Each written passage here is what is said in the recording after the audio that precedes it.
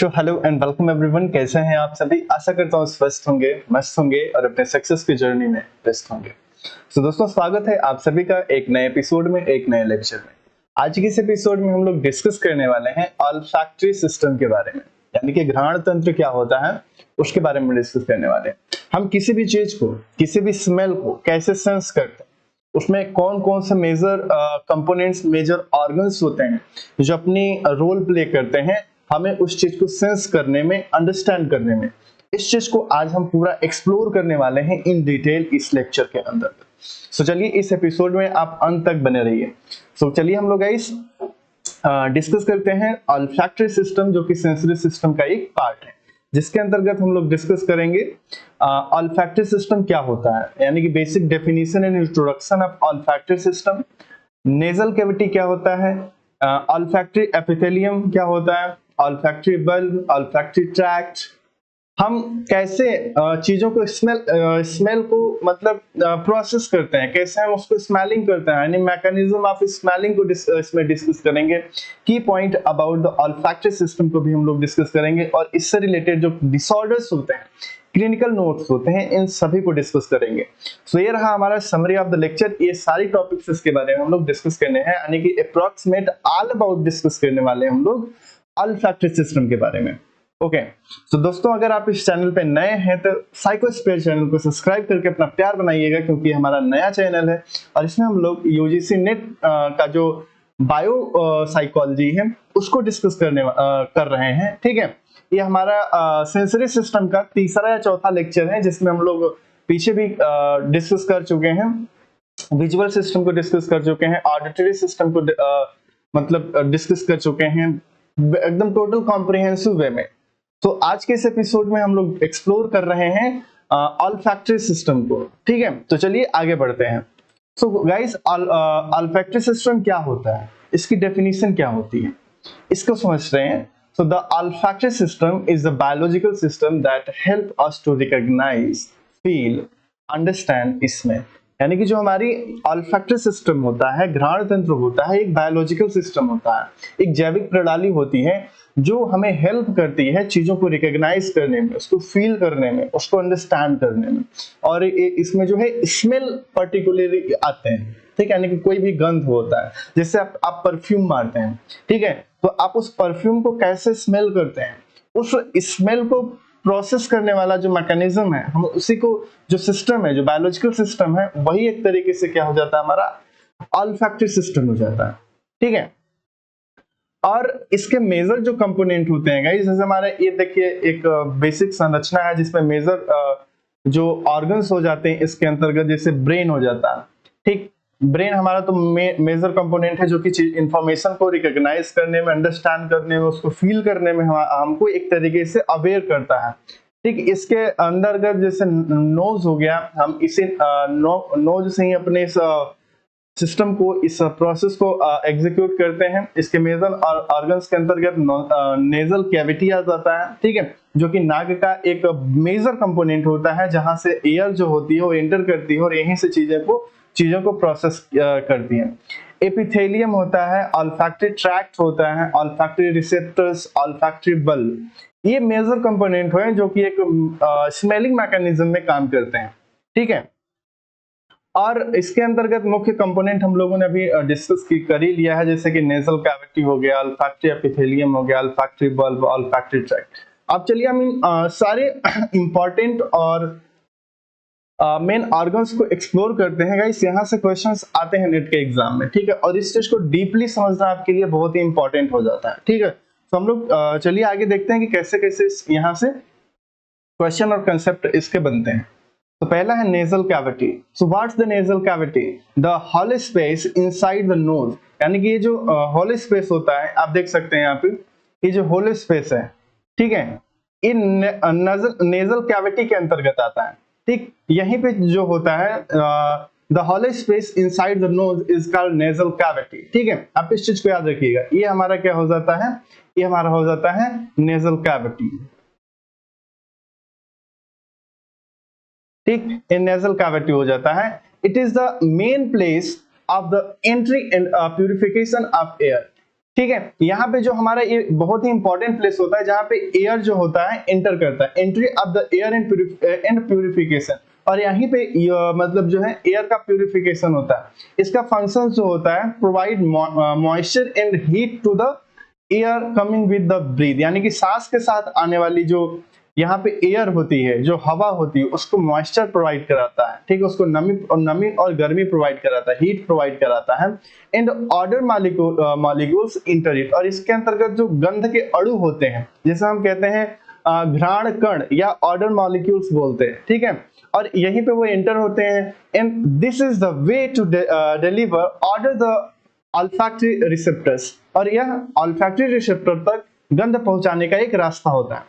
ठीक, यहीं से हमारे आगे के जो इम्पोर्टेंट जो मतलब कि उसमें जो स्मेलिंग मैकेनिज्म में रोल प्ले करते हैं कंपोनेंट्स, वहां तक यहाँ जाता है। तो फर्स्ट स्टेप जो होता है, फर्स्ट स्टेज में यानी कि नेजल कैविटी में ही आपका जो है एयर इंटर होता है, और ये नेजल कैविटी जो होता है एयर को हीट एंड मॉइस्चर प्रोवाइड कराता है, ठीक है। और इस एयर में जो ऑर्डर मॉलिक्यूल्स होते हैं, जो घ्राण मतलब कण होते हैं, उस चीज को आगे डिलीवर करने में ये एक तरीके से ऑल्फैक्टरी रिसेप्टर्स तक ले जाने में एक रोल प्ले करता है। ठीक, अब नेक्स्ट यहाँ पे है ऑल्फैक्टरी एपिथेलियम। अब ऑल्फैक्टरी एपिथेलियम जो होता है गाइस, एक तरीके से थिन लेयर होती है, और thin layer located on the upper surface of nasal cavity, ठीक है। ये आपका नेजल कैविटी है, यहाँ पे एक जो गुहा जैसी दिख रही है आपको, गुफा जैसी दिख रही है, ये एक तरीके से क्या है, नेजल कैविटी है, और इसी के ऊपर ये जो आप यहाँ पे येलो रंग का देख रहे हैं, ठीक है गाइस, यही एक तरीके से क्या होता है, ऑल्फैक्टरी एपिथेलियम होता है, ठीक। और ये nasal cavity which made up special small receptors, और ये जो आपका ऑल्फैक्टरी एपिथेलियम होता है एक मतलब स्पेशल स्मेल रिसेप्टर से बने रहते हैं, जो कि स्मेल को रिकॉग्नाइज करने में काफी रोल प्ले करते हैं। और इसका काम जो होता है, it contains olfactory receptors neurons which recognise odour molecules, यानी कि इसमें उपस्थित होते हैं ऑल्फैक्टरी रिसेप्टर्स न्यूरॉन्स, ठीक है। आप इस चीज को याद रखिएगा कि ऑल्फैक्टरी एपिथेलियम में ऑल्फैक्टरी रिसेप्टर्स न्यूरॉन्स उपस्थित होते हैं, जो गंध अणुओं को पहचानते हैं, यानी कि ऑर्डर मॉलिक्यूल्स को रिकॉग्नाइज करते हैं, उसको आइडेंटिफाई करते हैं। And it converts the smell into electrical signal and send it to the brain, और यही एपिथेलियम जो होता है उस ऑर्डर मॉलिक्यूल्स को रिकॉग्नाइज करके उसको इलेक्ट्रिकल सिग्नल में, उस स्मेल को इलेक्ट्रिकल सिग्नल में कन्वर्ट करता है, और उस इलेक्ट्रिकल सिग्नल को ब्रेन तक सेंड करता है, ठीक है। और नेक्स्ट यहाँ पे जो आता है वो होता है ऑल्फैक्टरी रिसेप्टर सेल, ठीक। ऑल्फैक्टरी रिसेप्टर सेल जो होते हैं, these are sensory neurons that respond directly to the odour molecules, यानी कि एक ऐसे सेंसरी न्यूरॉन्स होते हैं और रिसेप्टर सेल्स जो कि डायरेक्टली रिस्पॉन्ड करते हैं किस पे, directly response to odour molecules, यानी कि गंध अणुओं पे डायरेक्टली एक तरीके से रिस्पॉन्स करते हैं। ये आपका है ऑल्फैक्टरी एपिथेलियम रिसेप्टर सेल। ये जो आप येलो कलर यानी गोल्डन कलर का आप ये जो देख रहे हैं, ये क्या है, ये एक तरीके से ऑल्फैक्टरी रिसेप्टर सेल होते हैं जो कि डायरेक्ट रिस्पॉन्ड करते हैं इस पे ऑर्डर मॉलिक्यूल्स के ऊपर, यानी कि गंध अणुओं के ऊपर। और each cell has about 10 to 20 cilia that recognize order molecules, और हर एक सेल में 10 से 20, यानी कि ये जो आप छोटे छोटे बाल की तरह देख रहे हैं, एक तरीके से क्या होता है, इसे सीलिया कहते हैं, ठीक है। एग्जाम में कभी कभी यहां से भी क्वेश्चन आ जाता है कि सीलिया का काम क्या होता है, व्हाट्स द वर्क ऑफ सीलिया। तो आप याद रखिएगा, ये सीलिया जो होते हैं रिकॉग्नाइज ऑर्डर मॉलिक्यूल्स, यानी कि ऑर्डर मॉलिक्यूल्स को, यानी घ्राण कण को रिकॉग्नाइज करने में एक रोल प्ले करते हैं। और हर एक सेल के ऊपर, यानी कि ईच सेल हैज अबाउट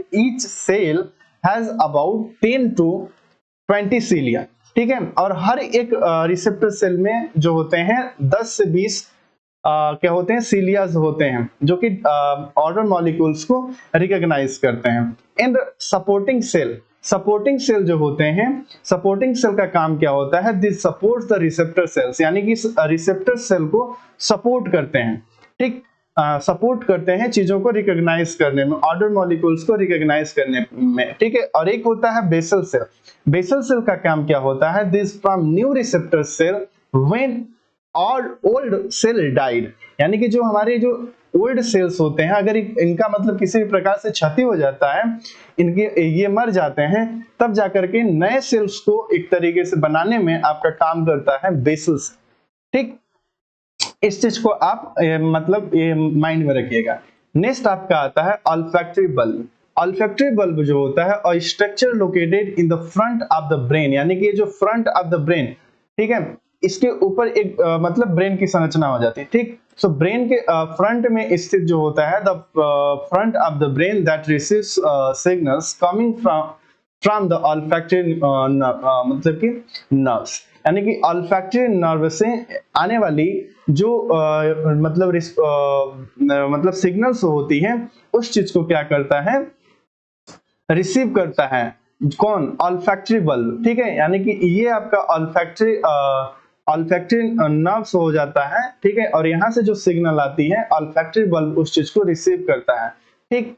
और रिसीव करने के बाद इसका कार्य क्या होता है? Process the signal received from the olfactory receptors. Olfactory receptors जो ऑर्डर मॉलिक्यूल को रिकॉग्नाइज करके सिग्नल को भेजता है, तो उसे ऑल्फैक्टरी बल्ब मतलब एक तरीके से रिसीव करता है, ठीक है।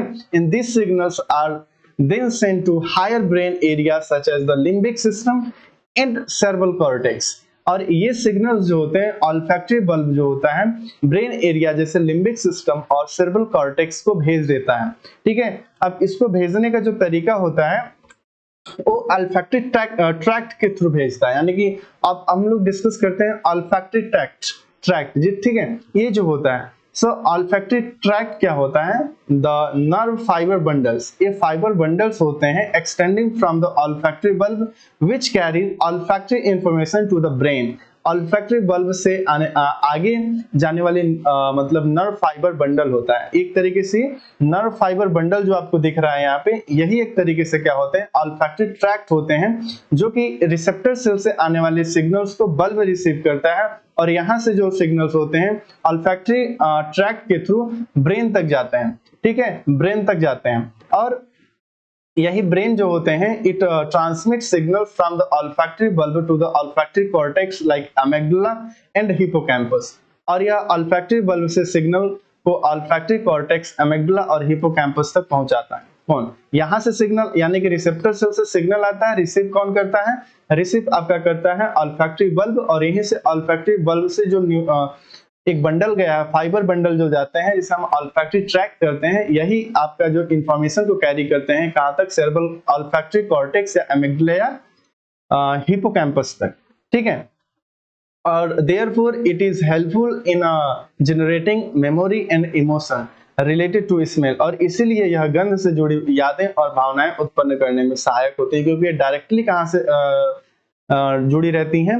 हिपोकैम्पस से जुड़ी रहती हैं और अमिग्डाला से जुड़ी रहती हैं, ठीक है। गंध को हम कैसे पहचानते हैं? मैकेनिज्म ऑफ स्मेलिंग, इस चीज को समझना बहुत इंपॉर्टेंट है। So first of all, order molecules present in the air enter the nose, यानी कि जब ऑर्डर मॉलिक्यूल्स होते हैं, प्रेजेंट होते हैं एयर में, वो हमारे नाक के अंदर, नाक के गुहा यानी नेजल कैविटी के अंदर प्रवेश करते हैं। These molecules dissolve in the mucus of the olfactory epithelium, और ऑल्फैक्टरी एपिथेलियम में जो म्यूकस होता है, उसमें मॉलिक्यूल्स जो होते हैं वो डिसॉल्व हो जाते हैं, and receptor cell recognise the molecules and create an electrical signal. और जो एपिथेलियम में रिसेप्टर सेल्स होते हैं, वो उस चीज को रिकॉग्नाइज करते हैं और उस मतलब इलेक्ट्रिकल सिग्नल को क्रिएट करते हैं, and this signal reach the olfactory bulb, और ऑल्फैक्टरी बल्ब तक सिग्नल्स पहुंचते हैं, and the olfactory bulb analyse it and send it to the olfactory cortex of the brain. Olfactory bulb इसे मतलब एक तरीके से एनालाइज करता है और मस्तिष्क के ऑल्फैक्टरी कॉर्टेक्स तक भेजता है through the olfactory tract. Okay, the brain recognise that smell like flowers, perfume, smoke, food etc, और मस्तिष्क जाकर के इस चीज को फिर पहचानता है। तो ये प्रोसेस होता है, ठीक है। तो आप इस चीज को स्क्रीनशॉट ले लीजिए और इस चीज को आप पढ़ लीजिए, क्योंकि यहाँ से भी एग्जाम में क्वेश्चन आते हैं, ठीक है। अब की अबाउट ऑल्फैक्टरी सिस्टम, इसमें की फीचर्स क्या होते हैं? This is the only sense that is directly connected to the brain. यह एक ऐसे सेंसेस होते हैं जो कि डायरेक्टली ब्रेन से कनेक्ट होते हैं, नो रिले, इसके बीच में कोई रिले नहीं होता। कभी कभी एग्जाम में यहाँ से भी आ जाता है कि ऐसा कौन सा सेंसस ऑर्गन होता है जो डायरेक्टली ब्रेन से कनेक्टेड होता है, उसके बीच में कोई रिले नहीं होता है, तो आप याद रखिएगा ऑल्फैक्टरी सिस्टम होता है। ठीक है, it is deeply connected to our memory and emotion like limbic system. ये हमारे memory and emotion and limbic system से डायरेक्टली कनेक्टेड होते हैं, डीपली कनेक्टेड होते हैं। and the ability to recognize smell and also affect a person's emotional state।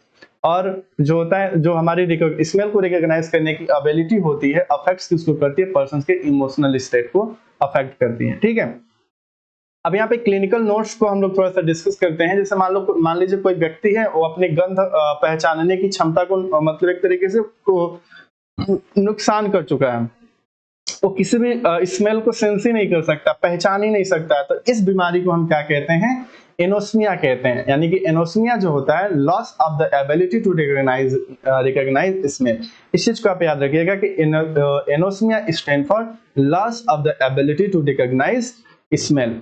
And hyposmia जो होता है, वो होता है डिक्रीज सेंसिटिविटी टू स्मेल, यानी कि गंध की संवेदनशीलता कम हो जाती है हाइपोस्मिया के अंतर्गत। ठीक, एंड ऑल्फैक्टरी हैलुसिनेशन क्या होता है, olfactory hallucination sanitising smell that do not actually exist. ऐसे गंध महसूस होना जो वास्तव में मौजूद ही नहीं है, उसे हम क्या कहते हैं, ऑल्फैक्टरी हैलुसिनेशन कहते हैं। ठीक, एंड अगर इस चीज को अगर हम लोग एक लाइन में समझें तो इसका मैकेनिज्म तो पहले नंबर पे क्या होता है, स्मेल इंटर द नोज, यानी कि जो स्मेल मॉलिक्यूल्स होते हैं, ऑर्डर मॉलिक्यूल्स होते हैं, नाक के अंदर क्या करते हैं, प्रवेश करते हैं। एपिथेलियम उसको रिकॉग्नाइज करता है, उसको कहाँ पे भेजता है, बल्ब उसको प्रोसेस करता है, एंड बल्ब जो होता है send to the brain through the tract, और ट्रैक के थ्रू बल्ब जो होता है ब्रेन तक भेजता है। और then we felt that smell and the memory associated with it, और फिर हम उसको पहचानते हैं और ये सारी चीजें हमारे मेमोरी से जाकर के जुड़ती हैं। तो गाइस, आज के इस एपिसोड में हम लोग बस इतना ही रखते हैं। हम लोगों ने आज के इस एपिसोड में टोटल एक्सप्लेन कर लिया है ऑल्फैक्टरी सिस्टम को बहुत ही अच्छे से डिटेल में। तो गाइस, आज के इस एपिसोड में बस इतना ही रखते हैं। अगर आप इस चैनल पे नए हैं तो चैनल को सब्सक्राइब कर दीजिएगा, क्योंकि चैनल बहुत ही छोटा है अभी। ठीक है, तो चलिए आज के इस एपिसोड में बस इतना ही रखते हैं guys. Bye bye, love you.